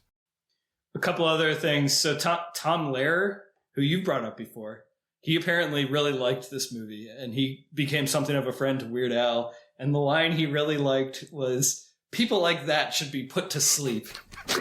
Which is, I forget who says it, but I think one of the guys who works at the TV station says it, right? Yeah, RJ Fletcher says it after he fires Stanley. People like that should be put to sleep. That's interesting, because I was going to say that the Crazy Ernie thing, how it's pulling in something from a very specific moment in pop culture history, feels very Tom Lehrer to me. It's like listening back to the 1965 Tom Lehrer albums. Like, there are things that I have to go and look up. Okay, what was Vatican II? Couple other tidbits that I found really interesting. So there's a cameraman for UHF who's a small person. Apparently this dude had been in show business for over 60 years by the time he appeared in UHF. His first credit was 1926, which is insane. Wow. Yeah, Billy Barty, I mean, if you are a person of diminutive stature, you've got a career in show business built in. You always got that option, whether you're, Wee Man or Peter Dinklage. It's like that door is open to you. Or the guy on Seinfeld. But Billy Barty, who is in UHF, was like the original voice of Figment, the dragon at Epcot. Oh, wow. He pops up. Or did. So, do you know who they almost cast for Terry? I don't remember. You're going to have to tell me. Ellen DeGeneres. That would have been different. Yeah, it would have been. A young Ellen DeGeneres as the love interest would have played a little differently, I think, in 2023. It's interesting, though. I mean, I can kind of picture it. She kind of, it clearly part of the thing for casting women here was, do they talk in a funny way? Because all of them do, and Ellen DeGeneres does too, so... And David Spade read for a couple of parts, but he ended up not getting cast. I could see David Spade as Bob. Which one's Bob again? The sidekick character. Oh, yeah. Yeah, that's true. Because he kind of does that. He plays the sort of straight man. Although Weird Al is already sort of a straight man, as we talked about. Right. There's a lot of characters in this movie. I don't know if you necessarily need all the characters, but generally they do have some funny bits each. A few more things in here that I'm just picking some of the interesting ones here. So this one is actually kind of sad. Apparently, the guy who plays the guy who throws the poodle out the windows, he's a Hispanic guy. Apparently, he actually got killed in a drunk driving accident during the filming of it. And he was going to be in a couple more scenes, but they ended up writing him out of those scenes. They thought about recasting him and filming all of the stuff with him, but they couldn't bear to completely remove the footage of him. Trinidad Silva. And the movie at the end says dedicated to Trinidad Silva. Oh, okay. Gotcha. Yeah. Apparently the test previews for this were really, really good. And the audiences really liked this movie. And to the point that Orion thought that this was going to be a big hit. And they started talking him up as the future of Orion Pictures. And they were starting to say, once this makes the big bucks, we want to sign you to a big multi-film deal. You're going to be the next Woody Allen. And again, a reference that plays a little different in 2023. But, Woody Allen was cranking out a movie a year for 50 years. So that would have been a big deal. But obviously that ended up not working out. And this was basically the nail in the coffin that Orion went out of business afterwards, which is part of the reason it was so hard to get a copy of it, because Orion didn't exist anymore to print it. Yeah, he's got an anecdote on the DVD, which I don't know if this is true or hyperbole, but he says, I would wake up to a bowl of strawberries by my bed every morning. Then when the movie bombed, no more strawberries. I thought that was pretty good. He clearly had written out some of the things he said in advance because they were very well articulated. One of the reviews he read apparently made fun of his Art Garfunkelicious hair, which is really just a great turn of phrase. There's a gag at the end where the guy who plays the weird AV nerd, Philo, ends up being an alien or something like that. And it's done by... the Chiodo brothers. Yeah, the Chiodo brothers, who we talked about in the Discord recently, but did Large Marge and did some other stuff. Right. They did the Killer Clowns from Outer Space, which then became the Trolls in Ernest Scared Stupid. So, yeah, they did claymation-y type stuff.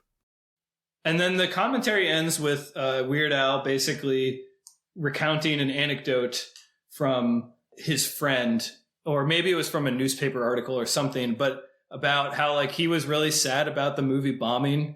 But what this newspaper article said that his friend sent him said is, if you review a comedy as a critic, the best way to do it is you should turn your back to the screen and just watch if the audience laughed. And in the years since, that's brought a lot of cheer to Weird Al. He said some of his fans have come up to him and said it's his favorite movie ever. Hey. And that's the thing that's most meaningful to him, the biggest compliment he could get. So I thought that was a nice kind of grace note to end the commentary on. And thinking back that even if it didn't make a lot of money, that sometimes movies stick with you and have an impact on their audience that is bigger than the box office would suggest. And I think that fits here. Right. And I think it's cool that he got big enough with the music that he could then try out other media. Right. Couple good things. I mean, I've hit most of them so far. Really like that Michael Richards, who, in the vein of Woody Allen, in the vein of a few names we dropped tonight, not the most spotless record for Michael Richards, but that they let him improvise. Great physical comedy here. And I like the energy overall of this movie. The feeling that you can use this outlet to air your weird ideas and they might find a foothold via local television. Do you have any UHF swag, Brian, beyond the DVD? No, not really. It would be cool. I don't know that there's any official merchandise. At one point, I made like a t-shirt, like a screen print t-shirt with images. That's about it. Well, for me, if I were to get one thing, it would be there's this t-shirt that Michael Richards wears throughout the movie that says Enchanted Mesa on it. I don't know if that's a reference to something, but I want that t-shirt. That's what I would get. I'm glad you brought that up. I meant to make a note. That was one of the things watching the Blu-ray that I had never seen before, was you could read Stanley Spadowski's t-shirts. And yeah, most of the movie it's Enchanted Mesa and it's like a red shirt. And then later on he's got a yellow shirt during the telethon that says some other like tourist attraction. And I definitely want to look those up. But yeah, that's all I got. Fun movie. Great. Thank you for sharing it with us. I'm glad we got to celebrate it. Oh yeah, I'm glad. It's the birthday card. You get to throw anything on. I mean, any week we get to throw anything on that we want. It's the power of the movie selector, but you feel even less shame on the birthday. So, Dan, is it good, though? All right. Is it good is our signature section where we each give the movie a rating on our 8-point goodness scale, ranging from very not good, which is a 1 out of 8, to our masterpiece rating, toward a good, which is an 8 out of 8. So I guess I will go first. Is UHF good? And I'm going to go ahead and give this a 6 out of 8, a very good. It does drag from time to time, and I think that's a byproduct of the fact that it's so built around sketches.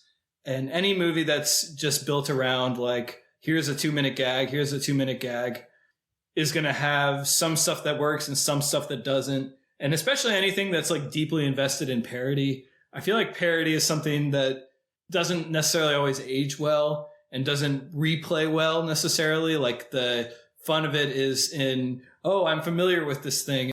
Now I'm seeing something that's referencing it, but that kind of doesn't really have much depth to it. And there's 1 or 2 times where I feel like this is just pointing at the thing and saying the thing and that's it. But I actually do think it's genuinely funny and genuinely creative with the gags for much of the time. Terrific energy on the delivery and just enough of a sort of triumphant story stringing it together where you care about what's happening beyond the gags themselves. And you're sad when they're sad and you're cheering when they're cheering. And I think a lot of that comes down to the cast and their chemistry, like Michael Richards losing his basic human dignity when they take the mop. And then, oh, just how great it feels then when he gets his mop back. And then when he gets a trophy for him being the best janitor and he's like all choked up. It's like a that's Phil's boy moment.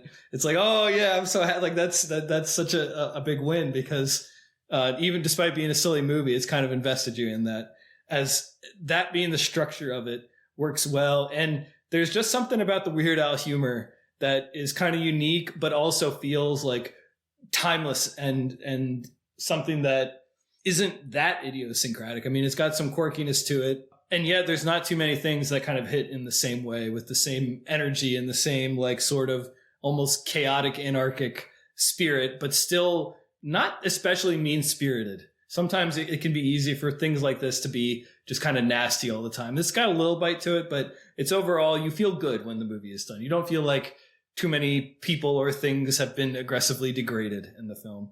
And I just think it works as a comedy vehicle. And I like that it's like a special Weird Al thing. And it's just got a good energy and spirit about it. So for me, it's a very good, Brian. What about you? I'm actually also going to give it a 6 out of 8. Whoa. Very good. I know it tops my chart, But looking at it with a critical eye, the pacing is wonky. The gags, there's a lot of gags, and you're going to feel differently about different gags. Some I really like, some I liked more when I was 12 and exposed to them for the first time. But I really like the message, which is not unique among 80s films. So many 80s movies, it's the underdog against the corporate masters. But I like how this one does it. As you said, you empathize with the characters. When they all come back to the station and Stanley gets carried in on the shoulders, I love it every time. My heart soars. I've said it probably 5 times, but much the same way that I like the 5,000 Fingers of Dr. T, I like that somebody had the idea, okay, now in this section of Town Talk, George is going to, quote-unquote, blow the lid off Satanism, and you just have a half second where there is a devil sitting on the stage, and Al throws a glass of water in his face. He says, "You make me sick!" And then the result is, in the credits, you have Satan as one of the lines. One of the credits. Or Gandhi, or Weasel Boy. And yeah, just that they threw so many things at the wall, and some of them will stick for you and some won't. I really love. It's like a testament to the power of film. And maybe that seems hyperbolic, but to me it's definitely true. It's what got me making a public access TV show for 9 years. The idea that you can like throw your visual ideas out there like a message in a bottle and hope that somebody finds them resonates with me. And yeah, I mean, Al's got his mentor in the stands cheering him on, even here early in his career, and you see what he's done since with his last album, like, was the #1 album on the Billboard charts, because they kind of played the system. I mean, they like worked into it with a string of viral music videos and released it at like a low point for album releases. But Weird Al has had a pretty impressive career. Absolutely. He certainly has outlived many of the musicians that he's parodied. And it's cool that he can like sing in so many different styles. Like, that's your horoscope for today, is like legitimately a ska song. Or he can channel the Talking Heads to do Dog Eat Dog. I think that's even more impressive, is when it's not just changing up the lyrics, but like channeling the persona of somebody and making a song in their style is quite a talent. So those are my thoughts. You know, it topped my list. I'm not going to give it the masterpiece rating. I don't know how you will feel about it, but I love it, and it has certainly had an influence on my life. All right. Good one. We did it, Brian. We saved Channel 62. U62, be there. Well, thank you for watching it, Dan. Thanks for being a part of another birthday. Thank you, listeners. Absolutely. Always a joy. Is this a movie that you can just play in your head, Brian, from start to finish? Pretty close. You've talked about some of those movies, so.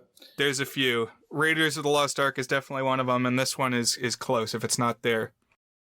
So I think for our next episode, if we can get the logistics just right, we're going to have my brother Will on for a guest episode. And then afterwards, we're going to have a theme month, because we usually have a theme month around February. So that is what we are looking forward to. And I think what we're going to talk about for Will's episode is his own version of Violent Ends, which is an episode format that we've used in the past, where you have two films that have similar premises, but end up going very different directions, usually one of them kind of dark. And in this case, the two movies that we're going to discuss are Yojimbo, which is a Japanese film. I believe it's Kurosawa. I'm not 100% sure on that. And then Support Your Local Sheriff, which is a comedy film that happens to have been my dad's favorite film. And at least that's what he cited as his favorite film. I think also my grandfather, my dad's dad, really liked it. And So we'll obviously probably talk a little bit about my dad. That was the focus of our episode several weeks ago. Thanks, Dad, when we talked about parenthood, who he recently passed last summer. But yeah, so violent ends. So with my brother Will, first time that he's had his own proper guest episode since he returned from Japan, where he's lived for 6 years. So it should be fun. Well, I'm looking forward to it. Have you picked out what the theme month is going to be yet? I've narrowed it down. I think I know what I'm going to do, but I'm not so locked in on it that I'm going to reveal it just yet. Okay, well, I'm excited to find out. Hopefully you are too, listeners. Well, happy birthday, Brian. Hey, thank you. You're 100,010 or whatever it is. Right. And you're sitting, or you will be soon. When you turn 36, you'll be 100,100. There you go, yeah. So you got that to look forward to. And listeners, join the Discord so that you can revel in the extended birthday playlist. That's right. And that you can find that at thegoodsfilmpodcast.com. So thanks, and we'll talk to you next week. Bye.